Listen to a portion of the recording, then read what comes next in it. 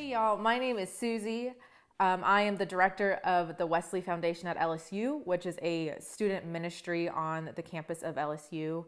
I'm also the leader of the hospitality team, and more than that, I am married to Fernie.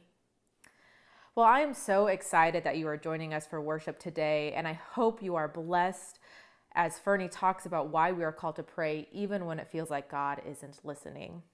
But before we jump into worship, I want to give you a couple of announcements. First, we really want to know who worshiped with us today. So we ask that you fill out a Connect card by texting the word HERE to 225-307-0662. Once you text that, you will receive a message with a link. It will take you to a couple of seconds to fill it out. If it is your first time, we really want you to fill out one so that we can send you a thank you gift for joining us today. Second, I want to invite you to consider giving to God's mission through Mid-City Church by texting the word GIVE to 225-307-0662. You will receive a text message back with a link. If you click on it, you can do a one-time gift or set up a recurring gift. You can also give by going to www.midcity.church/give. God really is doing a lot of great things through us here at Mid-City Church, and we just want to thank you for your generosity. Last, if you have any questions about Mid-City Church, small groups, or getting involved, or anything else, you can email us at info@midcity.church. Again, thank you so much for joining us, and get ready because worship begins now.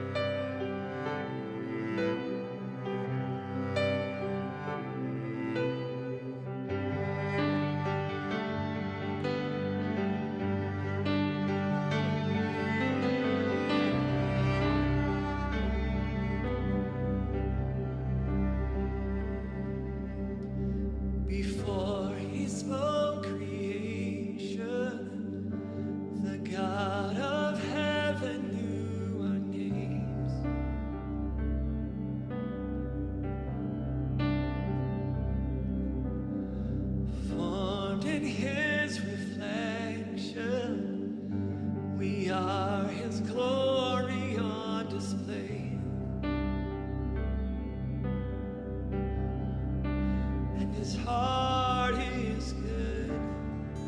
He is always kind. With the cross he proved he is on my side. We are the sons, we are the daughters of God. No matter where we go, we're close to the Father's heart. And though we stumble, he will not let us fall. We are the Lord's, and he will never forsake his home. We are the sons, we are the daughters of God.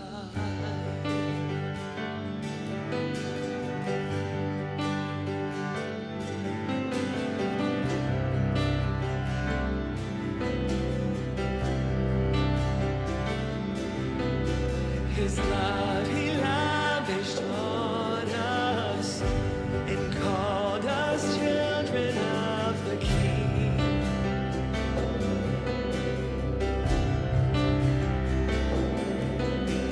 And in his loving kindness, he chose the lowly and the weak. And his heart is good.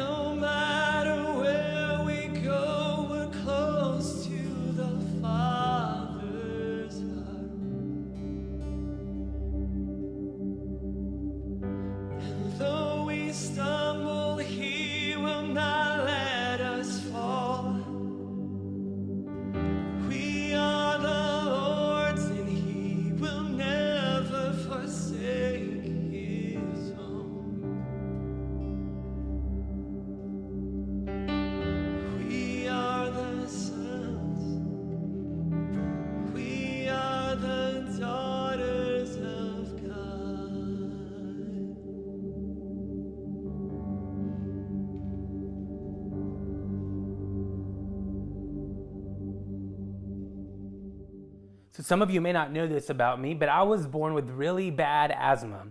When I was young, I had a really difficult time controlling my symptoms, and I even remember when I was in Head Start, the school nurse at the school, she would have to call 911, and an ambulance would show up to pick me up multiple times. I had so many asthma attacks when I was little. Eventually, everywhere I went, I had to carry this nebulizer, which in the 90s was this big gray box that I had to plug into the wall. And then out of the actual box itself would be like an oxygen hose that would go into this little cup. And I would put medicine in there, and then I would attach a mask to it, and I would put it on. And it would last about 15, 20 minutes. And afterwards, I would feel like my lungs expanded again, and they were actually working again. So growing up, my asthma was really bad, and it limited me in so many ways. And so one day I was watching TV with my parents, and a commercial came on TV, and it really caught my attention. It was the pastor of a new church downtown, and he claimed that he had found this miracle oil, miracle potion, I guess I would call it, that if you drank it, it could heal any sickness. All you had to do was show up to worship, take a sip of this miracle oil, and allow people to lay hands on you or over you and pray for you, and any sickness, he promised, would be taken away. Now, as a little kid, I was 10 or 12 years old, somewhere around that age range. I begged my parents, I begged my dad and my mom, like, please take me to this church, right? Like, all I have to do is drink this oil and my asthma is gonna go away. I mean, that sounds fantastic, right? Surprisingly, it was not very difficult to convince my parents to take me. I think about it today. If I had a kid who came up to me and said, "Hey, Dad, I want to go to this random church to drink this random drink, and it's going to heal any sickness that I have," I think I would be a little weary of it. But my parents were like, "Okay, let's go." So that still caught me by surprise. So we went downtown. I think it was a Wednesday, if I remember correctly. We went downtown. We parked. We walked into the church, and I only remember a couple things about that night. I remember there was a lot of singing and a lot of screaming. I don't know what people were saying, but I remember just loud singing and loud screaming. And I remember in between songs, the pastor would come up on the stage and he would start praying, and his prayers would start off softly, very intimate, and then it would end with him just like yelling and like moving his hand like this towards the congregation. And I remember it making me a little bit uncomfortable. I also remember that there was a long line of people down that middle aisle, just a long line of people walking up to the front, ready to drink this miracle oil. And I remember some of them were passing out after they would drink it. They would drink it and like something would happen and they would just fall on the ground.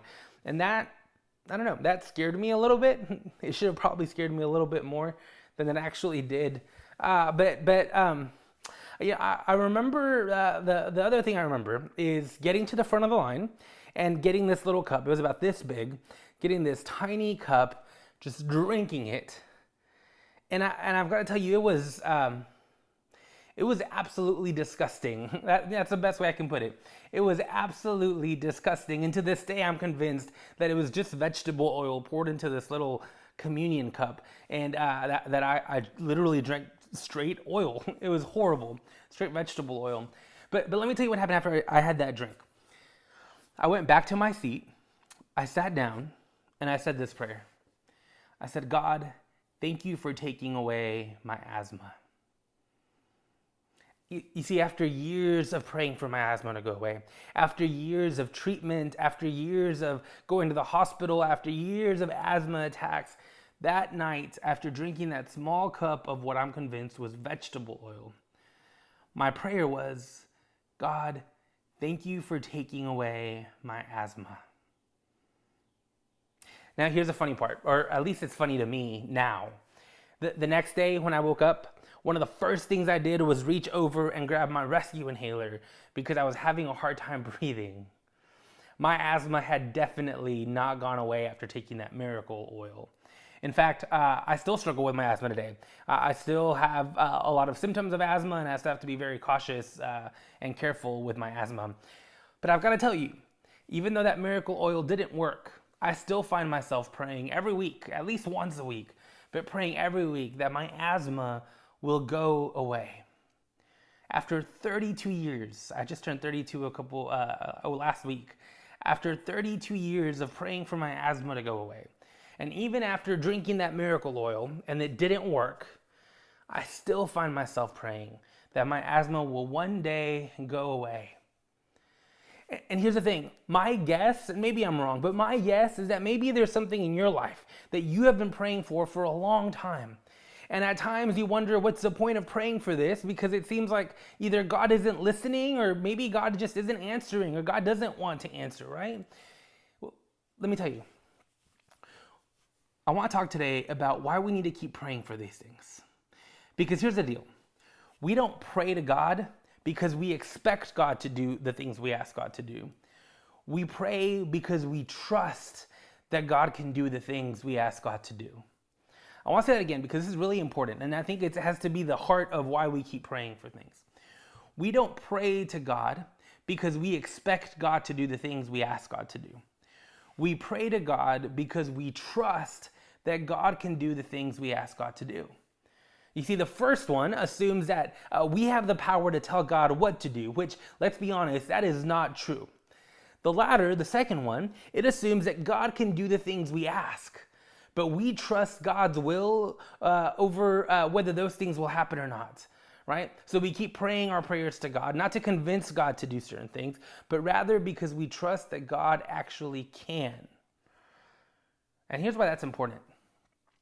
As long as we trust that God can do the things we ask God to do, as long as we trust that God can do that, we can hold on to hope no matter what we are going through. And it's actually very biblical. I want you to listen to this text from Isaiah chapter 62.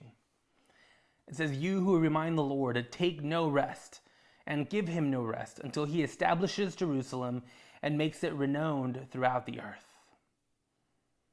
Let me explain what's happening here. About halfway through the book of Isaiah, there is this shift where the Israelites go from having their land and having total control over it to where all of a sudden they're conquered by Babylon and the Babylonians, and they're sent out into exile all across the known world. And so, like I said, that's about halfway through the book of Isaiah. And by the time we get to the last third of the book of Isaiah, the Israelites are back in their land, but things aren't exactly the way they're supposed to be. They're back, but things aren't as glorious as they thought they would be. Think about their situation this way. Have you ever had a family gathering, or maybe took a vacation, or you met with a friend that you haven't seen in a long time, and you were really excited to see them, but once you got there, the experience wasn't as great as you thought it would be? Have you ever had that? A couple years ago, I met up with some of my fraternity brothers from college, and when we were in college, we spent a lot of time together. Many of us played soccer together, many of us played music together, many of us hung out together all the time. And I remember we sat down, we ordered food and we ordered drinks, and we started talking, and the whole time it was just awkward.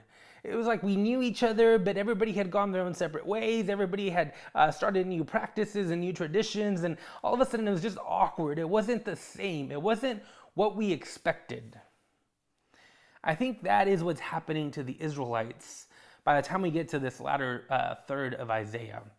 They're back in their land, but they're rebuilding their temple. They're building other sites, important sites, but things just don't feel right. They're not the same, or at least they're not as great as everyone thought they would be.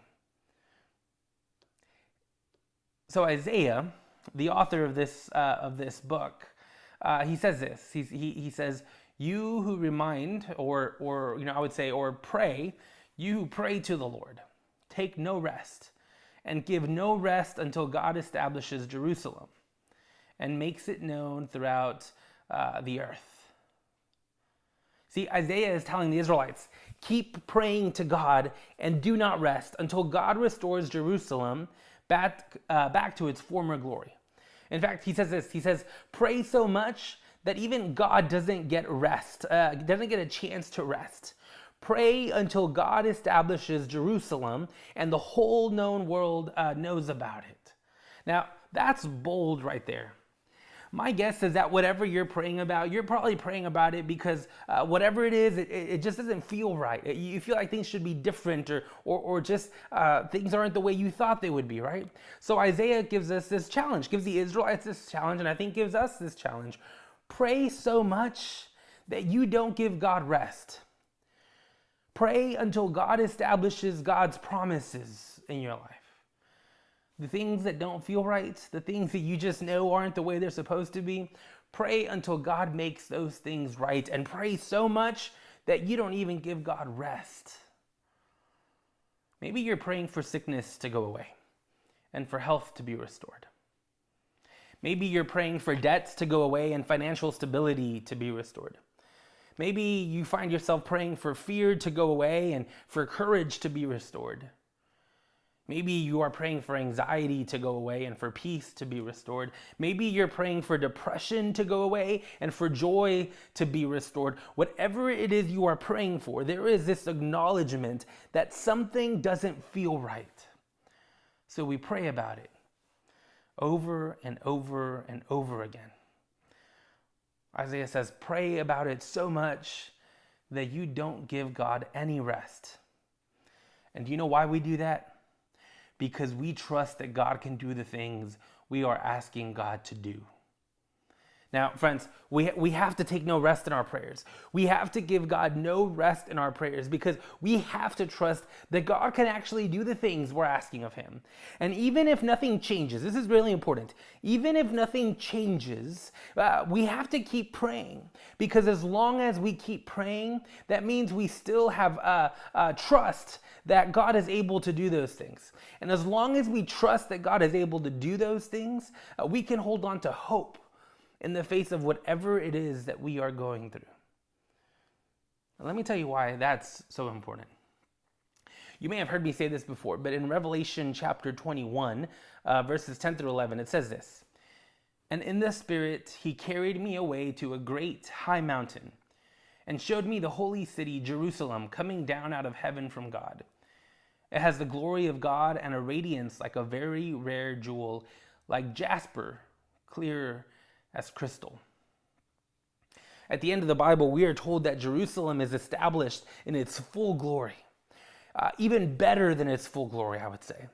And the way Isaiah encouraged the Israelites to pray for, that's what's established, right? And here's what I want you to take away from this. In the end, God's promises will always be accomplished. There will be a day when sickness will be no more.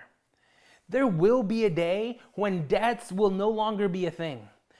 There will be a day when fear and anxiety and depression and everything else we pray to go away will actually be no more. You see, Isaiah knows that the things that God has promised to do, God will do. And even if it feels like it takes a long time for us to see those promises come to fruition, friends, we have to keep praying. Because as long as we keep praying, we hold on to hope that God can and God will. So I'm going to keep praying for my asthma to go away. I know it might sound silly. I know I might be told that my asthma is never going to go away, but I'm going to keep praying for my asthma to go away. Maybe it'll go away tomorrow. Maybe it'll go away in a year. Maybe in 20 years. Maybe I'll die and my asthma will have never gone away. But here's the thing.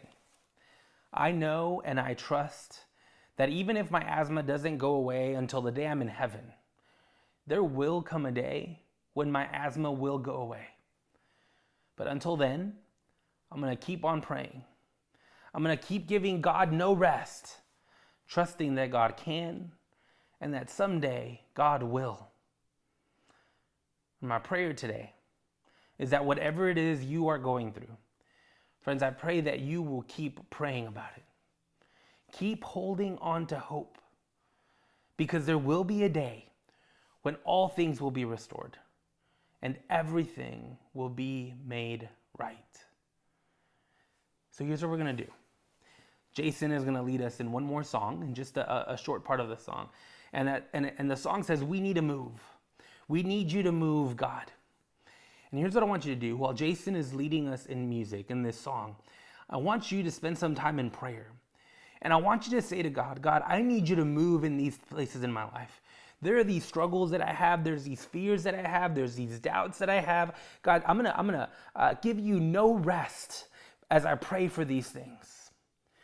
And as you pray for these things, I want you to remember, these things might not change, that they can change tomorrow, but they might not.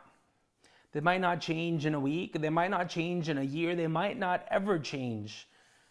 But they might not ever change in this world. But there will be a day when heaven is established.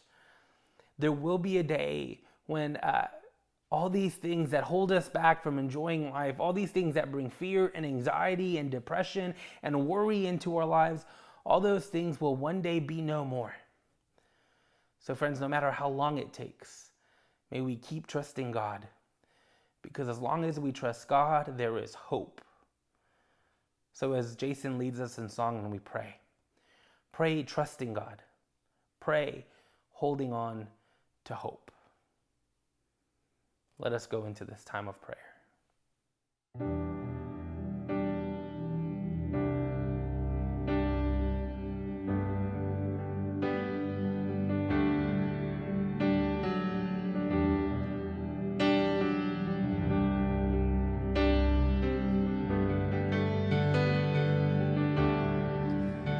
We are here for you. Come and do what you do. We are here for you. Come and do what you do. Set our hearts on you. Come and do what you do, 'cause we need to move. We need to move. We are here for you. Come and do what you do. We are here for you.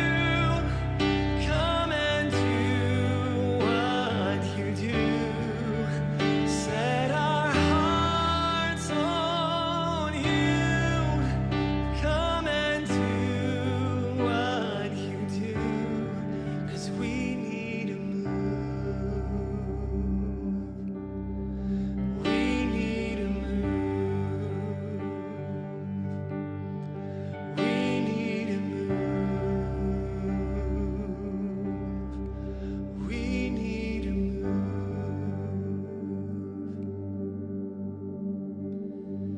Miracles happen when you move. Healing is coming in this room. Miracles happen when you move. Heaven is coming. Miracles happen when you move. Healing is coming in this room. Miracles happen when you move. Heaven is coming. This is a move. This is a move. This is a move. This is a move. This is a move. This is a move.